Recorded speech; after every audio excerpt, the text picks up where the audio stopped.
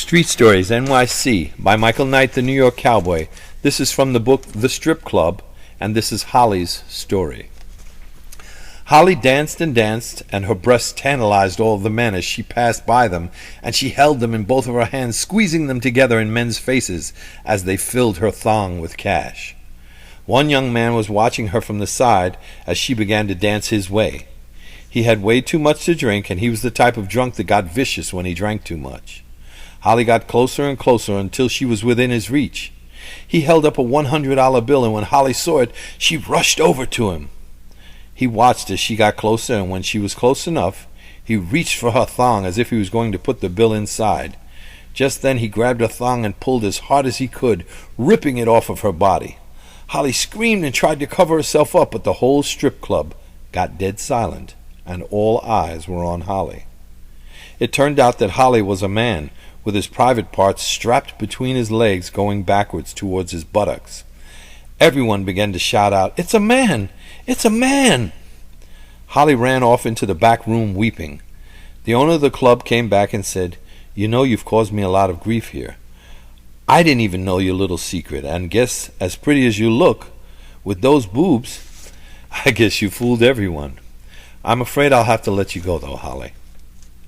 Holly's name was actually Hollywood. That was the name his mother gave him when he was born. She was a drunk prostitute that tried to come to California to become a star and ended up on the streets. She got pregnant, and when she delivered, she left the baby with a note naming him Hollywood on a church steps. He went to an orphanage until he was a teen, when he ran away and began hustling on the streets. He moved in with an older man, and before long they were sharing their bed. The man suggested that Holly start taking hormone pills to make his breasts to grow and to make his skin softer. Holly was very handsome, and he wasn't very hairy. So when the older man suggested that Holly let his hair grow longer and dress like a woman, Holly agreed. Not long after, when Holly's boobs got much bigger, he decided that the best way to get some cash would be to work at a strip club if he could convince the owner that he was a woman. Holly was prettier than most of the real women in the club, so he had no problem getting the job and fooling everyone. It was almost 6 months that Holly worked at the club before his secret was exposed. Holly had gotten used to making that large amount of cash every night, and he wasn't sure what he could do next. Holly lived alone now on the Lower East Side of Manhattan, and everywhere that he went, everyone assumed that he was a woman. Holly loved stripping at the club, and he loved the attention that he got being a woman. He loved the clothes, the shoes, the makeup, and he loved having boobs. Every time that he took a shower, he would be so ashamed when he looked down and saw his member hanging there. The good thing was that it was very small. He always felt that it was one of the reasons why he didn't mingle too much with women. Some women had even laughed at him when he revealed himself in an attempt to have sex. He also believed that this must have been a sign that he was supposed to be a woman. It was so small that the first time he tried tucking his tiny little member in his minuscule testicles, it actually looked like he could actually have a vajayjay. Holly went down to another strip club in the city and sat for a while having a few drinks. He thought everyone seemed to be having a great time.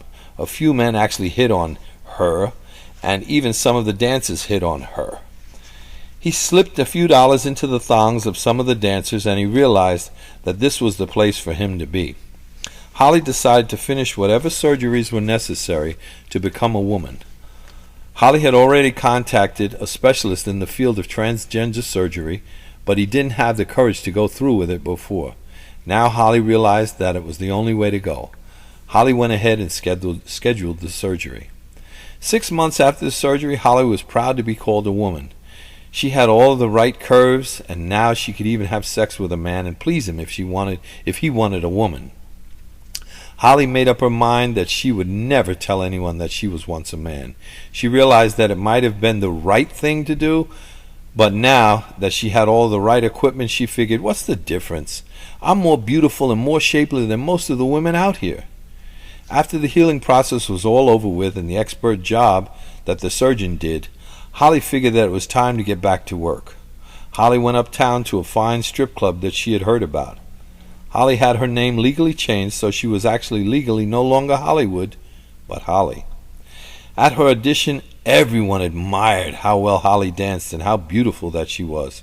She and the owner of the club, Bruce, hit it off really well. They talked for hours after her audition, audition, and Holly couldn't believe how well they clicked. When Holly got home that night, she was just smiles. She was all smiles, and Bruce told her that she was going to make fantastic money at his place. He told her that she would be well taken care of and that the bouncers would make sure that none of the girls had any problems. Each girl was taken home at night if they needed a ride home as well. Holly had no complaints, and she was feeling better than she had ever felt in a long, long time.